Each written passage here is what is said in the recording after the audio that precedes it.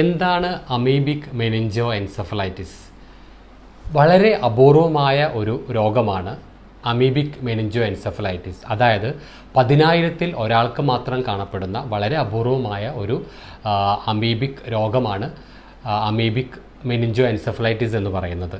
നമുക്കറിയാം, കഴിഞ്ഞ ദിവസം മലപ്പുറം ജില്ലയിലെ മൂന്നിയൂർ ഗ്രാമപഞ്ചായത്തിലെ 18-ാം വാർഡിൽ ഇതുപോലുള്ള ലക്ഷണങ്ങളുമായിട്ട് കോഴിക്കോട് മെഡിക്കൽ കോളേജ് ആശുപത്രിയിൽ 5 വയസ്സുള്ളൊരു പെൺകുട്ടി അതീവ ഗുരുതരാവസ്ഥയിൽ വെന്റിലേറ്ററിലാണ് എന്നുള്ള വാർത്ത നമ്മൾ കേട്ടിട്ടുണ്ടാവും. ജലാശയങ്ങളിലാണ് ഈ ഒരു അമീബ പൊതുവെ കാണപ്പെടുന്നത്. എന്താണ് ഈ അമീബയുടെ പ്രത്യേകത? ഈ അമീബയുടെ പേരെന്ന് പറയുന്നത് കെട്ടിക്കിടക്കുന്ന ജലാശയങ്ങളിലൊക്കെ കാണപ്പെടുന്ന ഒരു അമീബയാണത്. അതിൻ്റെ പേരെന്ന് പറയുന്നത് നെഗ്ലേറിയ ഫൗൾറി എന്ന് പറയുന്ന ഒരു ഇനത്തിൽപ്പെട്ട അമീബയാണ് ഇത്. ഇതിൻ്റെ ഒരു പ്രത്യേകത എന്ന് പറഞ്ഞാൽ ഇതിന് നമ്മുടെ തലച്ചോറിലെത്തിക്കഴിഞ്ഞാൽ തലച്ചോറ് തിന്നുന്ന അമീബ എന്നുകൂടി പറയും. അതായത് ബ്രെയിൻ ഈറ്റിംഗ് അമീബ എന്നുകൂടി പറയും ഈ ഒരു രോഗാണുവിനെ. ഈ രോഗാണു പൊതുവെ എവിടെയാണ് കാണപ്പെടുന്നത്? കെട്ടിക്കിടക്കുന്ന ജലാശയങ്ങൾ, അതുപോലെ തന്നെ പുഴകൾ, അതുപോലെ തന്നെ പ്രോപ്പറായിട്ട് ക്ലോറിനേറ്റ് ചെയ്യാത്ത സ്വിമ്മിംഗ് പൂൾ എന്നിവിടങ്ങളിലൊക്കെയാണ് പൊതുവെ ഇത് കാണപ്പെടുന്നത്. ഞാൻ പറഞ്ഞു, ഇത് വളരെ അപൂർവമായ രോഗമാണ്. ഇതുപോലുള്ള കെട്ടിക്കിടക്കുന്ന തോടുകളിൽ, പുഴകളിലൊക്കെയാണ് കാണപ്പെടുന്നത്. ഈ അണുബാധയ്ക്ക് കാരണം എന്താണ്? അതായത് ഇതിൻ്റെ പ്രത്യേകിച്ച് കാരണം മനസ്സിലായിട്ടില്ല. എന്നാലും പറയപ്പെടുന്നത്, അപ്പോൾ നമ്മുടെ ഈ മൂന്നിയൂരുള്ള കുട്ടിക്ക് തന്നെ ആ ഒരു പുഴയിൽ കുളിച്ചത് കാരണമാണ് ഈ ഒരു അമീബ ശരീരത്തിൽ കയറുകയും അങ്ങനെ അസുഖം കൂടുതലാവുകയാണെന്നാണ് പറയപ്പെടുന്നത്. ഇതിൻ്റെ പ്രത്യേകിച്ച് കാരണം എന്ന് പറയുന്നത് ചൂട് കൂടുതലുള്ള സമയത്ത്, ചൂട് കൂടുതലുള്ള ഈ ഫ്രഷ് വാട്ടറിലാണ് ഈ ഒരു അമീബ കാണപ്പെടുന്നത്. നല്ല തണുത്ത വെള്ളത്തിൽ ഇത് കാണപ്പെടില്ല. അതുപോലെ ഇത് നമ്മുടെ ശരീരത്തിൽ എത്തുന്നത് നമ്മളുടെ മൂക്കിലൂടെയാണ് ഇത് എത്തുന്നത്. അത് മൂക്കിൽ വെള്ളം കിടക്കുക, നമ്മൾ ഇതേപോലുള്ള പുഴയിലൊക്കെ മുങ്ങി ചാടുന്ന സമയത്തൊക്കെ മൂക്കിൽ വെള്ളം കയറുമ്പോഴാണ് ഇത് ശരീരത്തിൽ കയറുന്നത്. നമ്മുടെ മൂക്കിലെ നേർത്ത എന്താ പറയുക, തൊലി വഴി നമ്മുടെ ഓൾഫാക്ടറി നെർവിലൂടെയാണ് ഈ ഒരു അമീബ ബ്രെയിനിലെത്തുന്നത്. അങ്ങനെ നമ്മുടെ ബ്രെയിനിനകത്ത് ഇതൊരു ഇൻഫെക്ഷൻ ഉണ്ടാക്കുകയും ബ്രെയിൻ സെൽസ് ഡാമേജ് ചെയ്യുകയും നീർക്കെട്ടുണ്ടാക്കുകയൊക്കെയാണ് ചെയ്യുന്നത്. എന്താണ് നെഗ്ലേറിയ ഫൗൾറി അമീബ?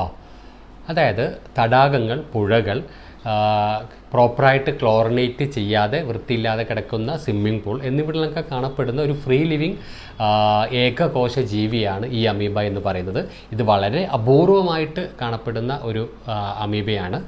നമ്മുടെ ബ്രെയിൻ ഈറ്റിംഗ് അമീബ അഥവാ തലച്ചോറ് തിന്നുന്ന അമീബ ഒക്കെ എന്നാണ് ഇതിനെ വിളിക്കപ്പെടുന്നത്. ഇത് നമുക്ക് കാണാൻ കഴിയില്ല. നമ്മുടെ മൈക്രോസ്കോപ്പിലൂടെ നോക്കിയാൽ മാത്രം കാണാൻ പറ്റുന്ന ഒരു ഏകകോശ ജീവിയാണ് ഈ നെഗ്ലേറിയ ഫൗൾറി എന്ന് പറയപ്പെടുന്ന അമീബ. ഈ ഒരു അമീബിക് മെനിഞ്ചോ എൻസെഫലൈറ്റിസിൻ്റെ ഏറ്റവും വലിയ പ്രത്യേകത എന്ന് പറയുന്നത് ഇതൊരു മനുഷ്യരിൽ നിന്ന് വേറൊരു മനുഷ്യരിലേക്ക് പകരില്ല.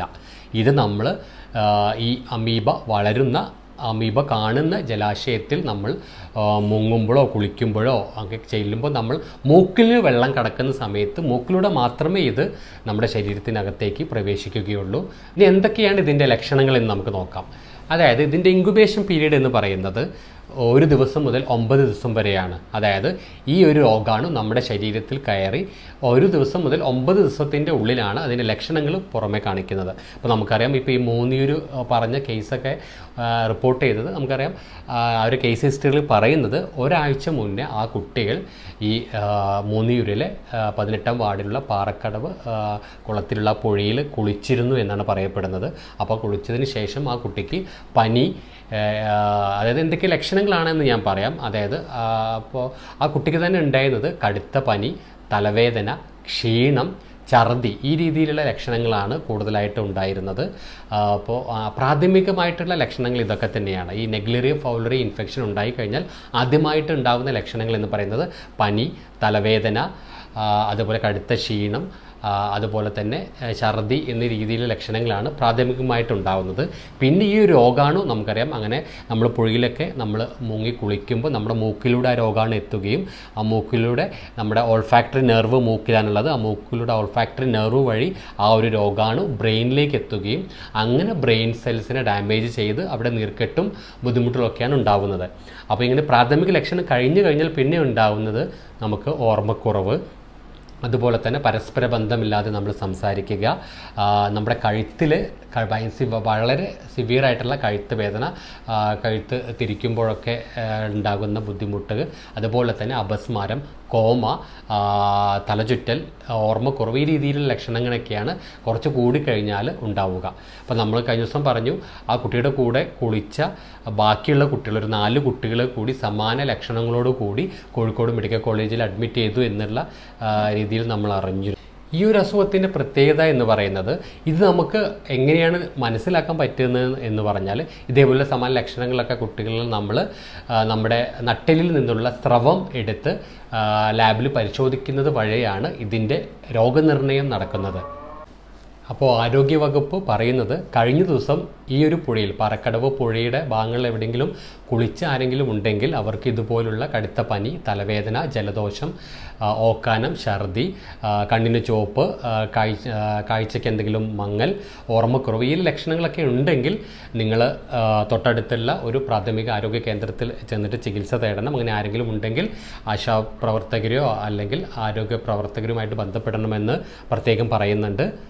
പിന്നെ ഈ ഒരു അസുഖത്തിൻ്റെ മരണനിരക്ക് വളരെ കൂടുതലാണ്. അതായത് ഇത് വളരെ അപൂർവമാണ്, 10,000-ൽ ഒരാൾക്കേ വരുള്ളൂ എങ്കിൽ പോലും ഈ ഒരു അസുഖം വന്നു കഴിഞ്ഞാൽ ഇത് നമ്മുടെ ബ്രെയിനിനെ പെട്ടെന്ന് ബാധിക്കുകയും, അതുപോലെ ഈ ഒരു അസുഖത്തിന് വേണ്ടി പ്രത്യേകമായിട്ടുള്ള ഒരു മരുന്ന് ഇവിടെ ലഭ്യമല്ല എന്നാണ് പുതിയ വാർത്തകൾ പ്രകാരം നമ്മൾ അറിയുന്നത്. അതുകൊണ്ട് തന്നെ ഈ ഒരു രോഗം വരാതെ നിങ്ങൾ ശ്രദ്ധിക്കുക, അതീവ ജാഗ്രത പുലർത്തുക. അപ്പോൾ നമ്മൾ ഈ രോഗം വരാതിരിക്കാൻ നമ്മൾ എന്തൊക്കെ ചെയ്യണമെന്ന് പറഞ്ഞാൽ, ഇതുപോലുള്ള കെട്ടിക്കിടക്കുന്ന പുഴകൾ, തടാകങ്ങളിലൊന്നൊക്കെയുള്ള കുളി ഒഴിവാക്കുക, മൂക്കിലൂടെ വെള്ളം ഒഴിക്കുന്ന ആ ഒരു ഇതുണ്ടെങ്കിൽ അത് ഒഴിവാക്കുക. അതുപോലെ തന്നെ പ്രോപ്പറായിട്ട് നിങ്ങൾ കുളിക്കുന്ന ഇതൊക്കെ ഉണ്ടെങ്കിൽ, സ്വിമ്മിംഗ് പൂളിലൊക്കെ പോകുന്നുണ്ടെങ്കിൽ പ്രോപ്പറായിട്ട് ക്ലോറിനേറ്റ് ചെയ്ത സ്വിമ്മിംഗ് പൂളിലൊക്കെ ഉപയോഗിക്കാൻ വേണ്ടി ശ്രദ്ധിക്കുക. അതുപോലെ തന്നെ ഇതുപോലുള്ള സമാന ലക്ഷണങ്ങളൊക്കെ കാണിച്ചിട്ടുണ്ടെങ്കിൽ, ആ ഒരു പുഴയിൽ കുളിച്ച ആരെങ്കിലും ഉണ്ടെങ്കിൽ വേഗം തൊട്ടടുത്തുള്ള പ്രാഥമിക ആരോഗ്യ കേന്ദ്രത്തിൽ ചെല്ലുക. നേരത്തെ നമ്മൾ അറിഞ്ഞു കഴിഞ്ഞാൽ നമുക്കിത് ബ്രെയിനിലേക്കൊന്നും എത്താതെ ഈ ഒരു രോഗത്തെ നമുക്ക് തടയാൻ പറ്റും. അപ്പോൾ ഈ ഒരു അറിവ് നിങ്ങൾ ബാക്കിയുള്ളവരൊക്കെ അറിവ് ഷെയർ ചെയ്യുക. ഇനിയൊരു പുതിയ കേസ് നമുക്ക് അത് ഉണ്ടാവാതിരിക്കട്ടെ. Thank you.